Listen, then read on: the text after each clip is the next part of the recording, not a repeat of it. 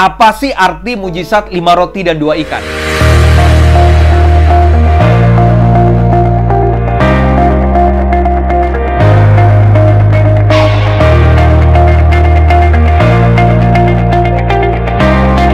Nah, di video kali ini saya ingin bahas tentang mujizat yang dilakukan oleh Tuhan Yesus dengan 5 roti dan 2 ikan, di mana ribuan orang kenyang. Kalau di situ tercatat ada 5.000 laki-laki yang kenyang. Itu belum termasuk perempuan, belum termasuk anak-anak. Nah, mujizat ini terjadi ketika kalau kita baca Yohanes pasal ke-6 ayat yang pertama sampai ayat yang ke-15. Nanti saudara bisa perhatikan. Mujizat ini terjadi ketika hari itu Yesus didatangi orang berbondong-bondong. Orang ribuan datang kepada Yesus. Kenapa orang ribuan datang kepada Yesus? Kalau Yohanes pasal 6 ayat yang pertama, Alkitab mencatat seperti ini, saya akan bacakan. Sesudah itu Yesus berangkat ke seberang danau Galilea, yaitu danau Tiberias, ayat yang kedua. Orang banyak berbondong-bondong mengikuti dia. Jadi banyak orang yang datang, ribuan, untuk mendengarkan, melihat mujizat yang dilakukan oleh Tuhan Yesus. Karena hari itu Tuhan Yesus buat sebuah kehebohan, di mana mujizat dia lakukan. Alkitab mencatat karena mereka melihat mujizat-mujizat penyembuhan yang diadakannya terhadap orang sakit. Jadi orang-orang sakit disembuhkan oleh Tuhan. Ayat yang ketiga, dan Yesus naik ke atas gunung. Ketika Yesus naik ke atas gunung dan duduk di situ dengan murid-muridnya, Yesus bersama dengan murid-muridnya naik ke atas gunung, sehingga dari atas gunung itu Yesus lihat ribuan orang yang ada di bawah. Dan pada ayat yang keempat, dan Paskah hari raya orang Yahudi sudah dekat. Ayat yang kelima, ini saya sangat suka ayat yang kelima. Ketika Yesus memandang sekelilingnya dan melihat bahwa orang banyak berbondong-bondong datang kepadanya, berkatalah ia kepada Filipus, "Di manakah kita akan membeli roti supaya mereka ini dapat makan?" Wow, luar biasa. Yang luar biasanya begini, ketika Yesus lihat ribuan orang datang kepada dia yang ingin melihat mujizat kesembuhan atas orang sakit yang dilakukan oleh Tuhan Yesus, ternyata yang Tuhan pikirkan tidak hanya kesembuhan secara fisik, kebutuhan secara fisik yang sakit sembuh, tapi juga masalah makan dan minum. Kalau minum pasti mereka ada di situ karena itu di dekat dengan danau. Tapi makan diperhatikan juga oleh Tuhan. Ini yang luar biasa. Bayangin, Tuhan itu memperhatikan kita itu sampai pada kebutuhan makan kita, kebutuhan makan minum kita. Makanya saya suka gemes kalau ada orang Kristen ikut Tuhan bertahun-tahun masih suka bingung dengan masalah kebutuhan perut. Saudaraku, jangan pernah khawatir dengan kebutuhan perut. Kenapa kita selalu dikhawatirkan dengan kebutuhan perut? Seolah-olah Tuhan tidak bisa ngasih kita makan besok. Makanya banyak orang yang khawatir, besok makan apa Pak? Besok tokoku bagaimana? Aku punya uang nggak Pak besok? Besok bagaimana? Besok bagaimana? Besok bagaimana? Pak, minggu depan bagaimana? Pak, bulan depan bagaimana? Dengarkan saya. Kalau anaknya saja dikasih buat saya dan kamu, kalau anaknya dikasih buat saya dan kamu, buat Anda semua, mati di atas kayu salib, masakan cuma kebutuhan perut Tuhan tidak bisa cukupkan? Ampun! Ada banyak orang khawatir cuma masalah kebutuhan perut. Makanya sampai Alkitab kan bilang, apakah yang menjadi Tuhanmu? Perut. Hati-hati dengan perut. Ada banyak orang jual Tuhan karena kebutuhan perut. Makanya jangan cuma perut yang diperhatikan. Jangan cuma kebutuhan yang di perut sini. Cari kebutuhan yang di sini. Ada banyak loh orang jadi Kristen khawatir terus masalah kebutuhan perut. Makanya kayaknya yang dipenuhi cuma kebutuhan perut. Makanya yang jadi Tuhan itu perutnya mereka. Dan hati-hati, demi perut orang rela jual Tuhan. Demi perut orang rela jual hubungan pribadi dengan Tuhan. Demi perut orang rela jual waktu dengan keluarga. Dengan perut orang rela jual harga dirinya. Cuma masalah kebutuhan perut. Nah, Yesus hari itu dia perhatikan orang-orang yang berbondong-bondong yang datang kepada Yesus. Dan Yesus bilang begini, di mana ya kita bisa beli roti supaya mereka orang-orang ini bisa makan? Wow, Tuhan tuh baik banget. Dia perhatikan kebutuhan orang-orang yang datang untuk melihat mujizat yang dia kerjakan. Nah terus ketika Yesus bilang begitu, tapi ternyata itu dilakukan oleh Tuhan pada ayat yang ke-6. Ini luar biasa juga sih. Hal itu dikatakannya untuk mencobai dia, sebab ia sendiri tahu apa yang hendak dilakukannya. Jadi waktu dia tanya sama si Filipus ini, sebenarnya Tuhan Yesus itu sedang mau mencobai. Filipus, ini murid-murid, ada murid-murid kan. Ini banyak orang nih kan yang datang, mereka kelaparan. Di mana ya kita bisa beli makanan supaya kita bisa ngasih mereka makan? Nah, pada ayat yang ke-6 ternyata Yesus ngomong seperti itu untuk mencobai murid-muridnya juga. Sekalipun pada kenyataannya Tuhan mau mencukupkan kebutuhan, mau memberi mereka makan dengan mukjizat yang akan dia lakukan. Dia Maha tahu kok, dia tahu apa yang dia lakukan. Nah, seringkali dalam hidup gini loh. Seringkali dalam hidup ketika kita lihat orang yang lapar diperhadapkan di depan kita, respon kita itu apa? Kita mau tolong atau udah cuekin aja? Ada banyak orang sekarang kurang peka. Ketika saudaranya lapar, dibiarin aja. Padahal orang lupa ketika kita memberi saudara kita yang sedang kelaparan, jangan-jangan itu adalah Tuhan yang sedang kita beri makan. Makanya, perhatikan, berkat yang kita terima bukan hanya untuk kita, tapi berkat yang kita terima adalah juga untuk orang lain. Jangan tamak, jangan serakah. Makanan yang kamu makan adalah untuk orang lain. Ketika orang lapar, kasih mereka makan. Ketika mereka haus, kasih mereka minum. Kristen yang sejati itu seperti itu.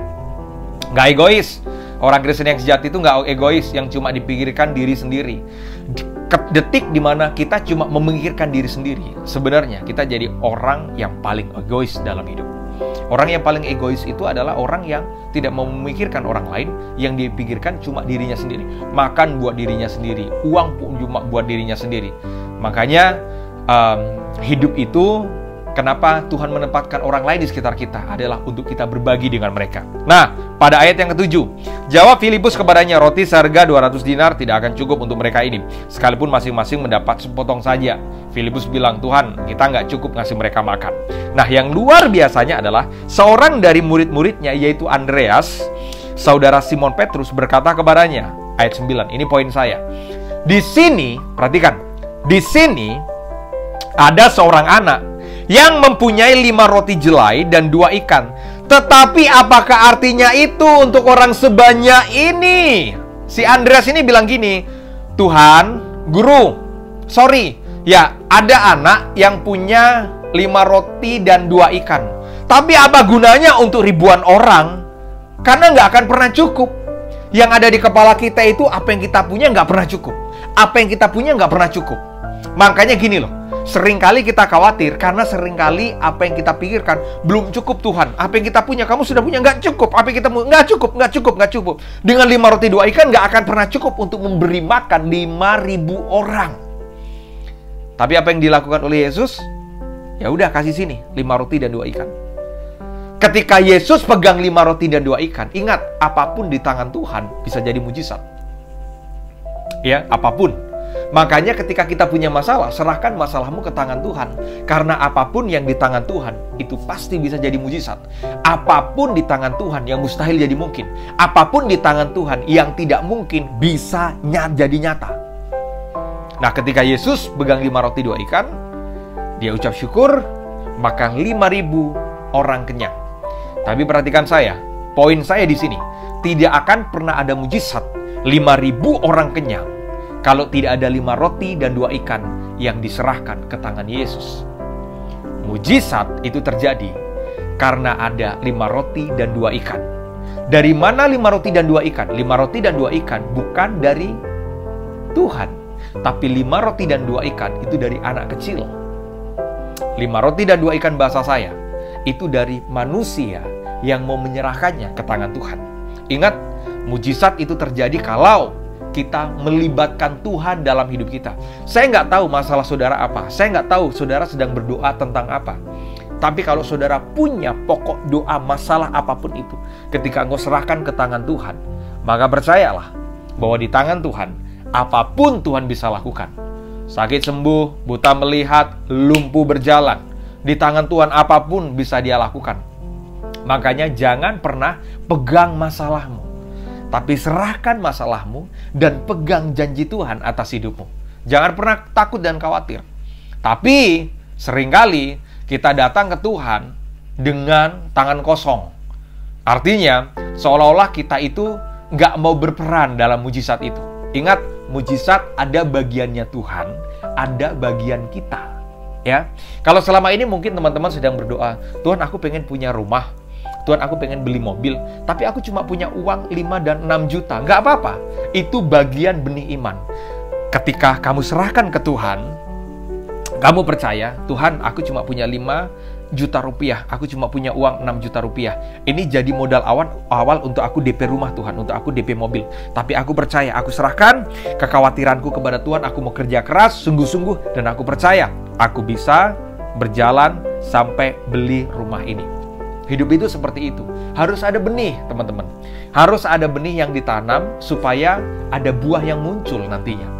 Nggak akan pernah buah itu muncul, nggak akan pernah pohon itu muncul kalau nggak ada benih. Nah, benih iman itu apa? Apapun benih itu, tanamkan. Nah, tanam di tempat yang tepat. Tanam apapun itu di dalam penyertaan dan rencana Tuhan. Mungkin sepertinya sepele. Bayangkan dengan 5 roti 2 ikan. Apa sih 5 roti 2 ikan? Nggak akan mungkin cukup untuk menghidupi dan memberi makan 5.000 orang kenyang. Tapi ketika 5 roti itu diserahkan ke Tuhan, ketika 5 roti itu bagian manusia, maka bagiannya Tuhan adalah membuat 5 roti dan 2 ikan itu sampai ribuan orang kenyang dan sisa 12 bakul. Bayangkan, 5 roti dan 2 ikan itu nggak mungkin jadi 1 bakul. Nggak mungkin. Tapi bagaimana mungkin 5 roti dan 2 ikan itu bisa sisa 12 bakul? Nah, makanya dalam hidup ada bagian kita, ada bagian Tuhan. Ada banyak orang yang kerjaannya cuma suka berdoa. Tuhan aku mau terima mujizat, Tuhan aku mau terima mujizat. Tapi dia nggak punya 5 roti 2 ikan. Contoh, Tuhan aku pengen punya rumah, aku pengen punya rumah. Tuhan aku berdoa, aku pengen punya kendaraan, aku pengen punya mobil. Tapi gitu, dia nggak punya 5 roti dan 2 ikan. Kalau punya 5 roti dan 2 ikan, harus disertakan Tuhan di dalamnya. Makanya kalau cuma Tuhan, ini kesaksian dikit ya, ini kesaksian dikit. Kebetulan saya beli rumah di Makassar, ya. Saya beli rumah di Makassar. Ini sebenarnya kesaksiannya itu banyak banget. Selain rumah, ada juga mobil. Itu aneh-aneh banget mujizat Tuhan tuh. Yang buat saya hidupku penuh dengan mujizat. Nah, waktu itu saya cuma punya uang 7 juta rupiah waktu mau beli rumah. Jadi rumah itu seharga 600 juta hari itu. Nah, sekarang mungkin harga hampir 1 M sekarang.